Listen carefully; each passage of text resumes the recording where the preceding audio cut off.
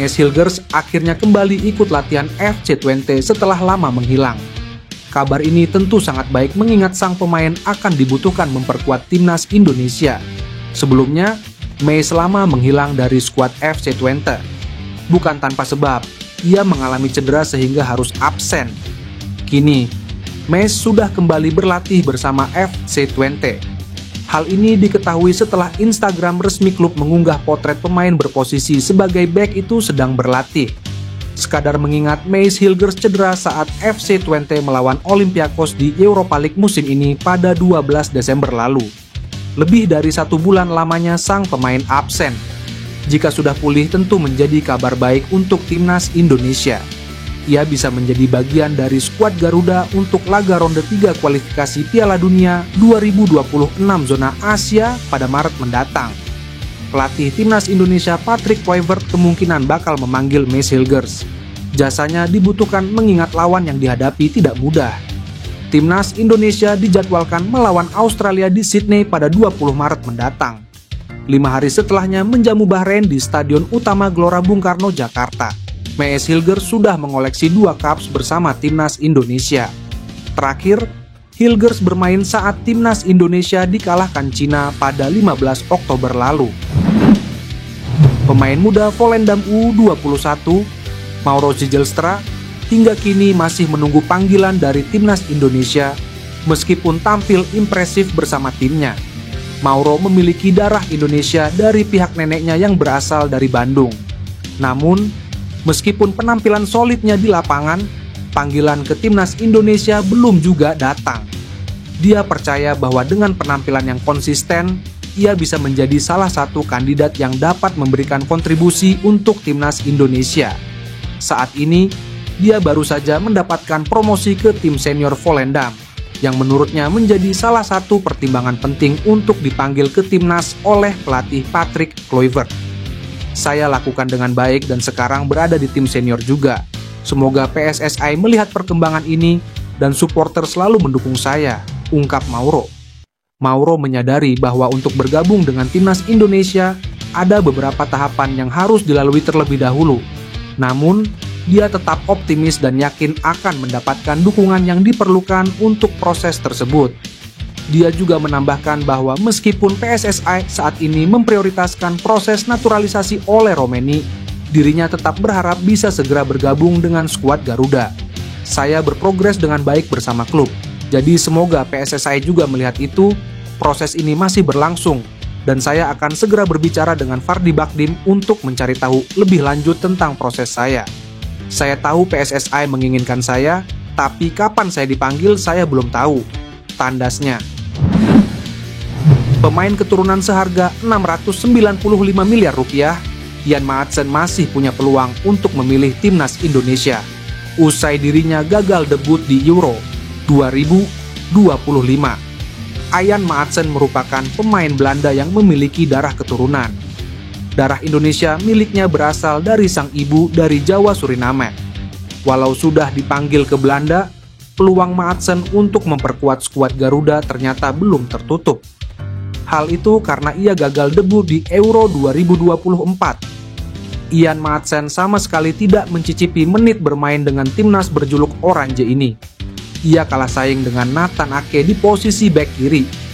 Situasi ini membuat mantan pemain Chelsea tersebut masih berpeluang jika ingin memilih timnas Indonesia. Sebab, caps bersama timnas Belanda senior masih kosong. Merujuk dari aturan FIFA, pemain yang tidak bersyarat untuk pindah federasi yaitu jika yang bersangkutan sudah memiliki 3 caps bersama timnas senior. Melihat aturan tersebut, maka Ian Maatsen bersyarat. Namun tentunya ia sendiri yang harus menentukan apakah mau membela skuad Garuda. Adapun Ian Maatsen kini akan memulai petualangan baru di karirnya. Ia memutuskan hengkang dari Chelsea secara permanen. Sebelumnya, Ian Maatsen tampil untuk Borussia Dortmund sebagai pemain pinjaman. Pemain kelahiran Belanda ini tampil apik membawa Die Borussen ke final Liga Champions. Sepulang dari Dortmund, Maatsen memutuskan untuk pindah secara permanen dari Chelsea ke Aston Villa. Pelatih Australia Tony Popovic menebar ancaman kepada timnas Indonesia yang memasuki era baru di bawah kepelatihan Patrick Kluivert. Australia akan menjadi lawan perdana untuk Patrick Kluivert bersama timnas Indonesia. Laga tersebut dijadwalkan pada 20 Maret 2024 dalam ajang kualifikasi Piala Dunia 2026. Tony Popovic menegaskan bahwa The Socceroos memiliki kapasitas untuk mempertahankan posisi kedua klasemen saat menjamu skuad Garuda. Kami berada di posisi 2 teratas dan memiliki kapasitas untuk mempertahankan posisi ini. Jadi semuanya ada di tangan kami, ujar Popovic.